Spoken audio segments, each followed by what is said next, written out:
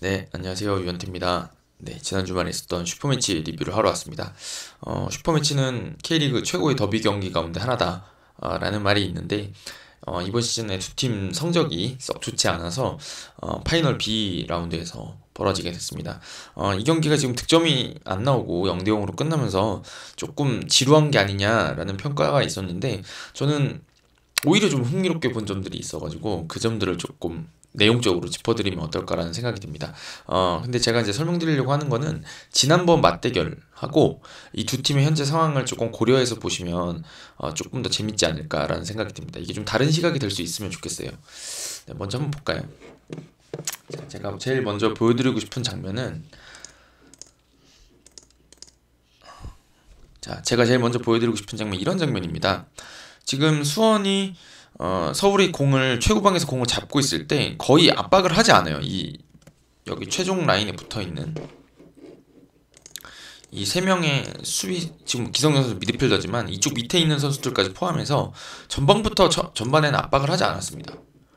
압박을 하지 않고 기본적으로 이쪽 이 중앙선 라인부터 최전방을 잡아놓고 이제 이쪽으로 이렇게 라인을 세워놓고 보통 형태도 전진우 선수랑 오영규 선수가 최전방에 배치가 돼서 4-4 형태를 꾸려놓고 나왔거든요. 근데 이게 사실은 지난번 그 서울 월드컵 경기장에서 벌어졌던 그 슈퍼매치에서 수원이 3대1로 서울을 이겼잖아요. 그러니까 전반에만 이렇게 뭐 이렇게 세 골 먼저 넣어가면서 굉장히 쉽게 손쉽게 승리를 거뒀는데 그때랑은 좀 바뀐 전략이었습니다. 그래서 이게 왜 그럴까를 생각해 보시면 그 경기를 조금 복기를 해보셔야 될 것 같아요. 그 경기는 사실은 서울이 전반전에 조금 실수를 많이 저질렀죠. 근데 그걸 실수 저질렀다고 볼 수도 있지만 오히려 수원이 많이 뛰고 적극적으로 달라붙으면서 서울의 실수를 유도를 했던 거거든요. 근데 거기서 유도했던 거에서 세 골을 뽑아냈기 때문에 승리를 거두긴 했지만 사실 후반전 중반부터 그 나상호 선수의 퇴장 변수가 발생하기 전까지는 서울의 공격이 조금 풀리는 감이 있었습니다. 그게 왜 그러냐면 전반에 어떻게 보면 오버페이스를 한 거죠. 그래서 이게 압박을 너무 강하게 들어가다가 거기서 이제 본인들이 그 효과를 보면 좋지만 효과를 보지 못했을 경우에는 그 체력이 저하되고 결국에는 그게 이제 실점으로 돌아올 수 있게 되다 보니까 그 지난번 처음에 이번 시즌 제 기억에는 첫 맞대결에서 아마 서울이 승리를 했던 걸로 기억하는데 그 경기도 보시면 후반전 중반 이후에 아마 득점이 들어갔던 걸로 기억하거든요. 네. 그런 것들을 보면 수원이 최근 그 이병 감독님 오시면서 굉장히 많이 뛰는 축구로 조금 기세를 올리기도 했고 그게 어떤 팀 컬러로 자리를 잡은 상태인데 어찌됐든 서울이 공을 잘 돌리고 또 공격적인 면이 조금 강한 팀이다 보니까 득점이 많이 나오진 않지만 공격이 좀 아기자기하잖아요. 그런 상황에서 이게 체력이 떨어지고 나면 본인들이 대처가 안 될 것이다라는 거를 계산을 했던 것 같아요. 근데 그게 이제 따지고 보면 어, 다가오는 이제 화요일이죠. 화요일과 수요일에 이제 경기들이 있고 이 두 팀 모두 경기를 치러야 되고 그 다음에 또 그 주말에 이어지니까 2, 3일 간격으로 지금 두 경기를 더 치러야 되는 상황이었잖아요. 슈퍼매치를 치르고 나서. 그러니까 이게 계속 힘을 써서도 안 되는 겁니다. 어떻게 보면. 이게 처음에는 이기는 것도 중요하지만 또한 패하지 않는 게 중요한 거죠, 사실은. 왜냐면 패하게 되면 우리 팀이 승점을 못 쌓는 것도 문제지만 이 강등권에서 싸워야 되는 팀들이 승점을 쌓는 것도 문제거든요, 사실은. 그게 우리랑 차이를 벌리고 나갈 수도 있는 거고 역전시킬 수도 있는 거고 하기 때문에 수원으로서는 일단 안정적으로 경기 운영을 하려고 했던 것 같아요. 그러면서 이 주중 경기 다가오는 주말 경기까지 좀 어, 그 안배를 하려고 했던 게 아닌가 싶습니다. 그래서 그 수비 강도가 좀 많이 떨어져 있는 상황이었죠. 많이 떨어져 있다 그래서 수비를 안 했다는 얘기가 아니라 전반부터 달려들고 막 간격을 좁히고 적극적으로 달려들어가지고 본인들의 힘을 쓰면서 수비하는 것들은 조금 피하려고 했다. 이렇게 좀 설명을 드리면 될 것 같아요. 대신에 이제 이 수원이 준비해온 거는 힘을 최소화시킬 수 있는 그 에너지를 최소화하면서 상대를 무너뜨릴 수 있는 방법을 찾으려고 했습니다. 지금도 보시면은 수비를 압박을 안 하죠. 이상민, 오스마르, 김주성이 있는 쪽에는. 하지만 이렇게 위험 지역에 들어왔을 때는 끊어내고요. 여기서부터는 서울이 다시 전방 압박을 시도하는 게 이제 어떤 이 특징이잖아요. 서울의 특징. 근데 이제 이렇게 되면은 앞으로 밀고 나오는 게 서울의 특징이니까 그쪽 뒤쪽을 단순하게 노리면서 공간 쪽을 활용하려는 그런 어떤 공격 전개를 보여줬습니다. 그래서 여기서는 이제 순간적으로 압박하면서 공을 끊어내죠. 네. 지금 보시면은 공격은 보통 한 3명, 4명 정도 좌우 측면에 배치됐던 선수들하고 공격수들이 좀 주도를 하고 미드필더들은 이제 따라오는 식으로 이렇게 공격 전개를 했습니다. 그리고 이제 제가 가장 아쉬웠던 장면이라고 꼽고 싶은 장면은 하나 있는데요. 이 장면입니다. 그러니까 이 장면이 어떻게 보면 지난번 그 서울 월드컵 경기장에서 벌어졌던 그 경기에서 주로 수원이 썼던 것 중에 하나인데, 여기서 이제 바짝 달라붙었을 때 실수를 유발해가지고 이게 이제 빠르게 나가면서 역습을 전개하는 거죠. 그러니까 전진우 선수나 오영규 선수가 배치됐던 것도 이렇게 빠른 속도를 낼 수 있는 선수들이기 때문이거든요. 그래서 이게 여기서 조금 아쉬웠던 점은, 저는 오영규 선수가 조금 아쉬웠습니다. 사실은 한번 다시 가볼까요? 제가 좀 놓쳐가지고 한번 다시 가보시죠. 제가 아쉬웠던 점은, 여기 나오는 것까지는 너무 좋았거든요. 나오는 것까지 너무 좋았는데, 여기도 지금 이 장면에서도 오영규 선수가 반응이 좋아요. 그러니까 이게 이 뒤를 파겠다는 거거든요. 근데 오스마르는 보시면 알겠지만, 오스마르 선수는 본인 뒤에서 움직이는 오영규를 볼 수가 없습니다. 본인 뒤에서 움직이니까. 그리고 이상민 선수는 따라오고는 있지만 패스가 이렇게 들어가면 누가 이 우선권을 가지게 될까요? 이쪽으로 먼저 오른발에 한 발이라도 더 있는 오영규 선수가 아마 이길 수 있을 겁니다. 어깨 싸움에서. 그러니까 이걸 밀고 들어갈 수 있는 방향이 된 거기 때문에 여기서 침투한 건 되게 좋았어요. 침투한 건 좋았는데 이 다음 장면이 좀 아쉬웠는데, 이게 본인이 끌고 가면서 오영규 선수가 끌고 나온 자리가, 사실은 이상민 선수가 원래 여기 배치돼 있어야 되잖아요. 끌고 움직이면서 마나부 선수 쪽을 열어준 거거든요. 이 수원의 역습이 나쁘지 않았습니다. 나쁘지 않았는데 여기서가 좀 아쉬웠는데, 이거를 다시 이제 이상민 선수가 쫓아가게 되죠. 그러면서 오영규 선수 완전 프리가 됐습니다. 자, 이제 여기서가 좀 선택이 조금 아쉬웠는데, 지금 보면 마나부 선수는 여기서 슈팅을 이제 오영규 선수 때리지 않을까 싶었던 것 같긴 한데, 이게 좀 아쉬웠던 게 골이 어디서 제일 많이 날까요? 여기서 좀 거리가 있다 보니까 여기서 들어왔다 그러면, 오영규 선수가 지금 여기를 노려서 들어왔다 그러면 최종 라인이 또 여기 있는 지금 이상민 선수 발이니까 여기 맞춰서 들어왔다 그랬으면 조금 더 멋있는 득점이 쉽게 나올 수 있었을 것 같은데, 여기서 이제 오영규 선수의 선택이, 이거 지워볼까요? 오영규 선수의 선택이 조금 기다렸습니다. 여기서 슈팅을 때리는 줄 알고. 그래서 아마 제가 봤을 땐 직선적으로 그대로 들어갔으면 이게 지금 여기서 이렇게 마무리가 됐을 것 같거든요. 그렇지 않았을까요? 근데 여기서 조금 속도를 낮추면서 이게 그냥 흘러 들어갔습니다. 제가 보기엔 더 오영규 선수가 이 두 번째 움직임은 2차 움직임을 좀 더 했어야 되지 않나라는 생각이 들어요. 첫 번째 그 침투하는 건 되게 좋았는데, 그 다음 장면에서는 다음번 찬스를 노려서 한 번 더 뛰어 들어갔어야 되는 장면이 아닌가. 요거 한번 다시 보시죠. 지금 이 장면은 너무 좋았는데 여기서 이제 가속을 안 한 거죠. 어떻게 보면 좀 더 골대 쪽으로 더 막 밀고 들어가서 달려 들어가서 지금쯤 마무리를 할 수 있지 않았을까. 이런 생각이 좀 듭니다. 좀 아쉬웠습니다. 자, 이런 식으로 지금 수원이 서울의 그 높아진 뒤를 노리려고 했습니다. 근데 이제 서울이 지난 경기, 지난 맞대결의 그 맥락에서 경기를 계속 설명드리려고 하는데, 지난 맞대결에서는 조금 보지 못했던 장면들을, 그러니까 보기 어려웠던 장면들을 조금 보여줬습니다. 예를 들면 이런 장면인데요. 지금 이쪽에 압박이 안 나오고, 사실은 측면에 공이 나갔을 때도 지난 경기에 비해서는 좀 압박 강도가 좀 떨어져요. 어떤 식이냐면, 지난번 맞대결 때는 여기서 팔루세비치가 공을 잡는다? 그럼 유승우 선수가 지금 뒤로 물러나면서 수비를 하잖아요. 간격 유지하고 본인들이 이제 여기 촘촘하게 수비를 쌓으려고. 근데 지난 경기 때는 이거를 수원 선수들이 내버려 두질 않고 이걸 밀고 나오면서 여기를 바로 압박을 했어요. 사실은 지난 경기 한번 돌려보시면 알 겁니다. 많은 찬스들이 그런 식으로 나왔는데, 이게 이제 장점이 뭐냐면, 여기서 이 선수들한테 실수를 유도하면 그대로 역습을 전개할 수 있다는 장점이 있고, 또 이게 뒤로 가기만 해도 어떻게 보면 절반의 성공이죠. 사실은 위험 지역에서 멀어지는 거니까. 근데 이제 그거의 어떤 반동이라고 해야 될까요? 그 대가는 뭐냐면 어떤 선수들의 체력 저하겠죠. 그러니까 이게 지금 수원이 부담스럽다 보니까 조금 밸런스를 지난 맞대결에 비해서 조금 뒤쪽에 두고 나온 것 같습니다. 근데 이렇게 해서 이쪽이 지금 조금 여유 있게 팔로세비치 선수 같은 선수들이나 뭐 윤중규 선수라던가 김진야 선수 쪽에서 조금 공간이 열리다 보니까 조금 편해진 게 뭐냐면, 이렇게 패스 들어가는 것들이 좀 많아졌어요. 전진할 수 있는 여유가 생기니까. 근데 이렇게 되니까 지금 제가 자주 설명드리곤 하는 이 서울의 삼각형 대형이 나오기 시작합니다. 여기서 바로 그런데 삼각형 대형이 이제 이렇게잖아요. 지금은 여기 지금 삼각형이 이렇게 보시면 될 것 같은데, 그래서 지금 여기서 본인 앞으로 움직이는 김진현 선수 쪽으로 들어가고, 지금 여기 이제 삼각형 다시 형성됐죠. 이렇게 형성돼 있고 지금은 이제 팔루세비치가 이렇게 들어가는 이런 삼각형 대형을 쓰더라고요. 이게 지난번 경기에 비해서 측면 쪽에 여유가 있다 보니까 이런 공을 본인들이 잘 돌리는 형태로 공을 돌릴 수 있게 되는 거죠.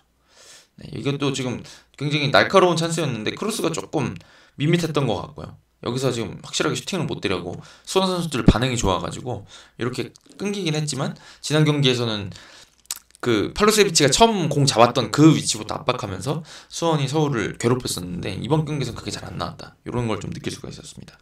이런 거를 하나 더 보여드리면 이런 장면들이라고 생각하는데 뭐 이거는 뭐 기성용 선수가 압박이 되긴 됐지만 이쪽 측면 쪽이 조금 여유가 있어요. 지난 경기에 비해서 덜 빡빡합니다. 그러다 보니까 이런 찬스들도 나오고요. 그다음에 하나 더 보여드리면 여기도 이제 이런 장면들인데 지금도 좀 수비 라인이 현저히 낮죠. 지난번보다도. 그러다 보니까 뒤쪽에서 여유가 있고 여기서 측면 들어갈 때 보면은 이제 이기자 선수가 뺏으러 달려들질 않고 멈추거든요. 근데 그러다 보니까 이제 이렇게 좀 템포가 떨어지니까 여유가 생겨요. 근데 이거를 사실은 서울 최근에 상대하는 팀들은 측면에 볼이 들어갈 때 그 첫 번째 패스가 들어갈 때 엄청 강하게 압박 걸면서 재미를 좀 봤거든요. 근데 서울의 공격을 저하시키려고 그러면 체력을 많이 쓰다 보니까 수원에서 그걸 좀 안배를 했다. 이렇게 보이는 장면들인 거죠. 근데 이제 그렇게 여유를 주다 보니까 이런 식으로 서울이 조금 더 본인들이 원하는 공격 전개들을 할 수가 있었다. 네. 그런 거죠. 그러니까 전술적인 게 선택이 정말 중요하다는 걸 좀 보여주는 한 판이었던 것 같아요. 이제 수원이 서울은 어떻게 보면 비슷한 색깔을 조금 유지하면서 조금씩 변화를 줬다고 한다 그러면 수원은 전체적 컨셉은 비슷하다고 볼 수도 있지만 어떤 전반에는 조금 힘을 빼놓고 무리하지 않고 경기 운영을 하고 후반전에 조금 기여를 올려서 압박을 하거든요. 근데 그 뒤에 딱 보면 바로 보여요. 차이가.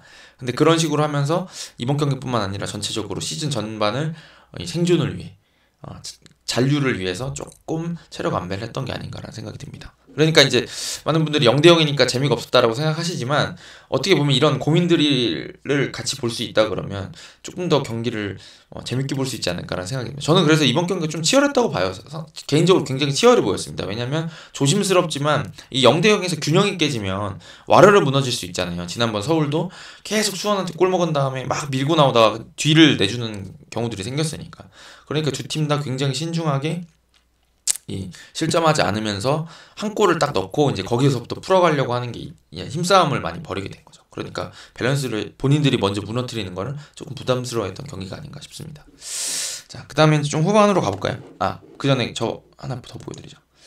그 다음에 이제 최근에 좀 서울이 아까 말씀드렸던 것처럼 후방에서 공을 돌리다 좀 뺏기면서 그 역습을 줘가지고 어떻게 보면 어이없다고 느낄 정도로 좀 쉽게 실점 주는 경우들이 많았는데 최근에 오스마르 선수가 들어오면서 굉장히 좀 부드러워진 느낌이 있습니다. 그리고 김주성 선수도 이제 발밑이 좋은 센터백이잖아요. 이제 전역하면서 들어오고 또 이상문 선수는 이번 시즌 내내 조금 처음에는 주전이 아니었지만 중반부터 주전으로 올라서면서 부상 선수도 있었고 그러다 보니까 이제 좀 안익수 감독님 축구에서 굉장히 잘 녹아들고 있는 상황인데 그러다 뒤 세 명이 아무래도 볼을 다 잘 차는 선수들이다 보니까 조금 뭐 실수가 아예 없어졌다. 라는 말은 좀 하긴 그렇지만 그래도 실수들이 많이 줄어들고 볼 전개들이 훨씬 더 부드러워진 감은 있는 것 같습니다. 그래서 이 장면 같은 경우는 조금 달라진 걸 좀 보여드리고 싶어가지고 그런데 이제 여기서는 수원이 압박을 안 하고 있다가 한번 달려들거든요.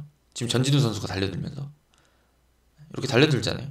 근데 이제 여기서 달라졌던 게 예전에는 이런 식으로 본인들이 원하는 형태가 잘 안 나왔을 때 조금 당황하는 감이 있었는데 여기서 오스마르 선수가 이제 워낙 뭐 볼줄이 좋으니까 그냥 지금 보시면 알겠지만 여기 4명이나 압박하러 올라와 있는데 여기 건너 뛰어버립니다. 그냥 본인도 롱킥 자신 있고 정확하게 보낼 수 있으니까 이게 이제 어떻게 보면은 빌드업 잘하는 센터백을 가지고 있는 팀의 장점이기도 하고 또 안익수 감독님이 이제 오스마르를 기다렸던 이유이기도 하겠죠. 네.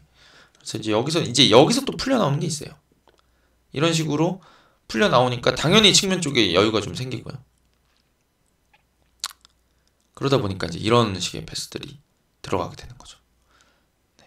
이거는 또 서울한테 굉장히 아쉬운 장면이었습니다. 저는 이게 왜 그러냐면 팔루세비치가 그러니까 요쪽을 좀 선택을 했는데 지금 따지고 보면 여기 안에 페널티 박스 안에 3명이나 들어가 있고 앞으로 가는 상황이라서 제가 보기엔 이쪽 뒤쪽이 좀 많이 열려있는 상황이거든요. 사실 여기 뭐 정승원 선수랑 겹치면서 그 넘어져 있는 상황이기도 했고, 그래서 저는 이쪽 강성진 선수 쪽이나 아니면 아예 일류첸코 쪽을 봤으면 어땠을까라는 생각이 좀 들긴 들거든요.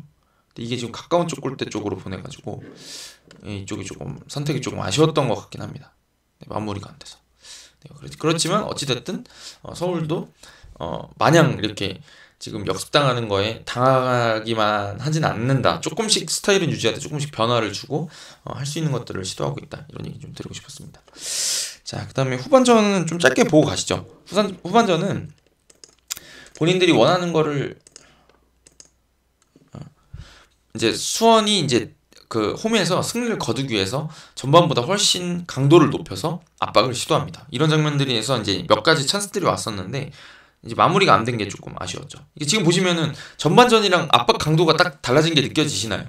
지금 최전방 그 공격수인 안병준 선수가 여기 있고 여기 있는 이선 선수들이 다 여기 배치돼가지고 지금 압박을 들어가잖아요. 이게 지금 전반전엔 거의 볼 수 없었던 장면이거든요. 지금 보면 가만히 안 두죠. 정승원 선수랑 같이. 네, 지금도 잡으러 나오고. 그러니까 여기서 지금 서울의 이 압박을 서울을 압박해가지고 실수를 유도하고 득점을 만들어내려고 했던 건데 지금 서울도 방금 전 오스마르 선수가 찾은 것처럼 지난 경기와 달리 억지로 만들려고 하지 않고 그냥 전방쪽으로 연결하고 그걸 다시 본인들이 뭐 찾아오든 중원에서 싸움을 벌이든 세컨드볼 싸움을 벌이든 이런 방식을 조금 섞어가면서 대처를 했다고 볼 수가 있겠습니다. 네. 한 장면만 더 볼까요? 비슷한 거. 위기가 오기도 합니다. 그래서 여기서 뭐 여기서 잘 뺏었죠. 잘 뺏었다고 볼 수 있는데 여기서 그냥 무르는 게 아니라 지금 앞에서부터 압박하면서 실수를 유도하고 네. 여기서 슈팅까지 시도하는 거죠. 이거 손에 맞은 것 같지 않나요?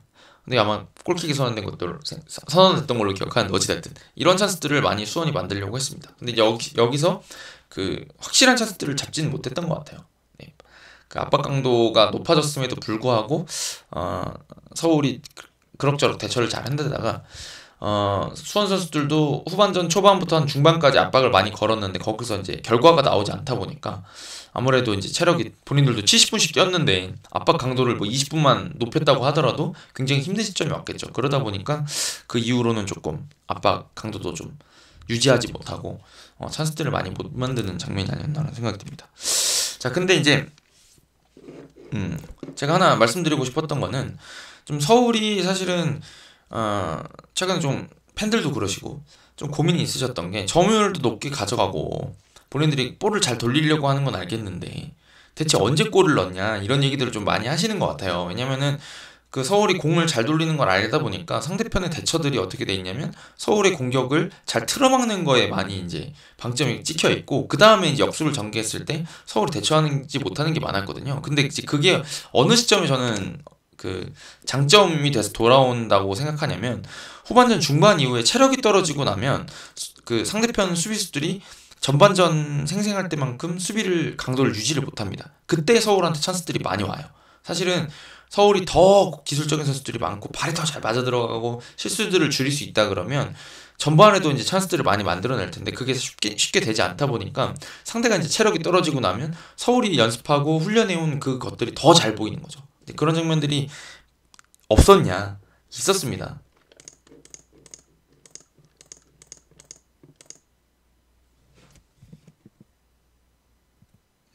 있었는데 그 장면들에서 조금 살리지 못한 것들이 아쉬워가지고 제가 몇 장면을 좀 보여드리려고 가져왔어요. 이거는 뭐 사실은 그 체력이 떨어진 시점이라고 하긴 좀 그렇고 그런데 여기서 좋았던 거라서 보여드리려고 합니다. 이런 식으로 자리 바꿔가. 이거는 아마 일류첸코가 나성호 선수를 줬어야 되는 게 아닌가 싶은 장면이었는데 뭐 나성호 선수가 공을 흘리면서 멋진 장면을 만들어가지고 하나 보여드리려고 했고요. 하나는 저는 이제 그 서울 같은 축구를 하려고 그러면 찬스가 왔을 때 마무리는 좀 확실히 해줘야 된다라는 생각을 가지고 있는데 이 장면은 좀 아쉬웠어요. 사실은 연달아 2번 조용혁 선수한테 찬스가 왔었는데 지금 보시면 제가 좀 설명드리려고 하는 게 뭐냐면 여기서 충분히 압박을 잘 못해요. 여기도 지금 기성용 선수가 이 위치에서 이렇게 공을 편하게 잡고 있는 게 사실은 자주 나오는 장면이 아니었거든요. 지난번 그 전반전이라고 생각했습니다. 지난 그 맞대결에서 전반전이라던가 지금 이번 경기에서 전반전에도 이 높은 위치에서 기성용 선수가 공을 잡았는데 이거를 기다리고 있다거나 이쪽에서 빨리 달려들지 않는다, 이런 수비는 사실은 거의 볼 수가 없었는데, 체력이 떨어지고 나니까 지금 이제 어디로 가야 될지 모르니까 이렇게 공간을 주는 경우들이 거의 없었거든요, 전반전에. 근데 이제 이런 찬스들이 오니까 정확한 크로스가 올라가고 헤딩이 나옵니다. 이게. 근데 이제 조용수 선수 헤딩이 좀 아쉬웠죠. 그냥 가까운 쪽 골대로 강하게 하는 거 어땠을까? 너무 돌린 게 아닌가라는 생각이 좀 들었고, 그다음에 이어진 이런 장면도 그런 건데, 여기서 대처가 깔끔하게 안 되죠. 여기도 물론 이제 강성진 선수가 잘 풀었지만, 그러니까 지금 보면은 뭔가 수비 이 간격이 벌어져 있다는 게 많이 느껴지죠. 네, 그리고 여기서 이 강성진 선수의 패스가 좋았는데, 이거는 이제 아쉬운 점이, 자, 여기가 많이 보이죠. 팔로세비치랑 정한민 선수 앞에 이쪽이 꺾어주는 거를 시끄러워서 안 들었을까요? 부르는 게. 그랬으면 조금 더 좋은 찬스가 오지 않았을까 싶었는데 아쉬웠습니다. 그러니까 이게 마무리가 됐더라 그러면 서울한테도 기회가 있었지 않았을까라는 생각이 듭니다.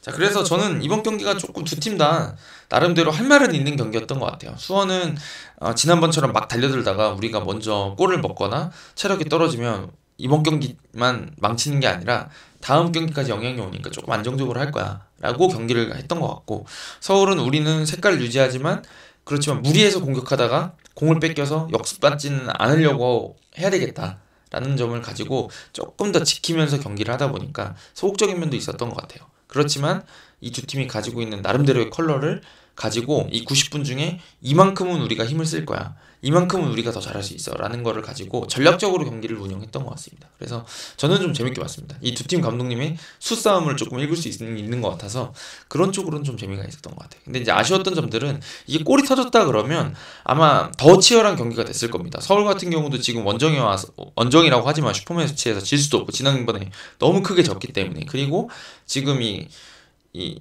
그 강등이 되지 않기 위해서, 강등권까지 떨어지지 않기 위해서 승점 1점이 굉장히 귀한 상황이잖아요. 그런 상황에서는 1점이라도 얻기 위해서 올라왔을 거고, 수원도 마찬가지 아니겠어요? 홈에서 지금 그 N석을 가득 메운 파란 우비들을 보면서 서울한테 진다고? 라는 걸 생각하기는 어려웠을 겁니다. 그래서 한 번의 득점이 나왔다 그러면 경기가 굉장히 치열해졌을 거라는 생각이 드는데, 지금 따지고 보면 전반에도 오영규 선수 찬스라던가 방금 전에 안병준 선수 찬스라던가 그런 좋은 찬스들이 몇 번 있었는데 거기서 수원이 먼저 골을 넣지 못했고, 서울 같은 경우도 경기 막판에 골을 넣으면서 불을 붙일 수가 있었는데 거기서 조용욱 선수가 조금 아쉬운 선택들을 보여주면서 득점이 되지 않았던 게 조금 0대0으로 결과적으로는 좀 아쉬웠던 경기가 아니었나 싶습니다. 네. 자, 슈퍼매치였지만 막 이렇게 안 좋은 기사들도 좀 나는 것 같아요. 하지만 저는 여전히 이 두 팀의 경기는 치열한 것 같고, 네, 즐거운 면들이 좀 있는 것 같습니다. 네. 마지막 장면에서 오영규 선수가 또 퇴장을 당했는데 그 얘기는 제가 안 드려도 되지 않을까요? 네. 어찌됐든 자, 이렇게 정리드리고 가면 될 것 같습니다. 가보겠습니다. 감사합니다.